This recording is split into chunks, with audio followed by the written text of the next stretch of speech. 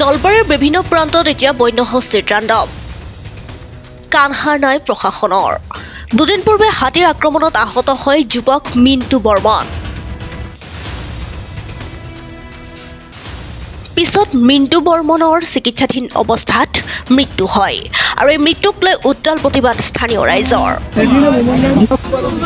এই সময়তে হাতীৰ উপদ্ৰৱৰ পৰা মানুহক পৰিত্ৰাণ দিবলৈ নলবাৰী বন বিভাগে তথা প্ৰশাসন সম্পূৰ্ণৰূপে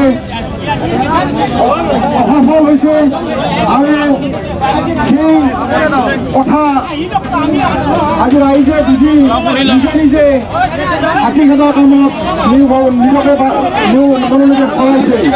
এই ক্ষেত্ৰত আমাৰ জীৱন জীৱিকাৰ প্ৰতিও লোকসকলৰ জীৱন জীৱিকাৰ প্ৰতিও ভাবুকি আহি পৰিছে। বন্যহস্তীৰ আক্ৰমণত যুৱকৰ মৃত্যুক লৈ উত্তেজনা ঘগ্ৰাপাৰৰ গোবিন্দপুৰত ২৭ নং ৰাষ্ট্ৰীয় ঘাইপথৰ নলবাৰীৰ সোণামতিৰ চক অৱৰোধ পথ অৱৰোধস্থলীত মন্ত্ৰী বিমল বৰা আবদ্ধ আনহাতে কিছুদিন পূৰ্বে জিলাখনৰ ভদ্ৰমংগলত বনৰীয়া হাতীৰ আক্ৰমণত দুগৰাকী মহিলা আহত হৈছিল।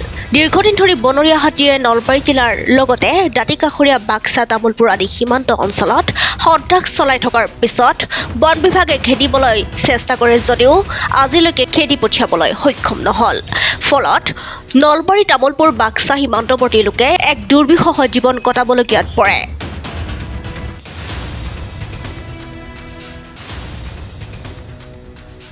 নলবাৰীৰ পৰা Champak Baishya report the News lens.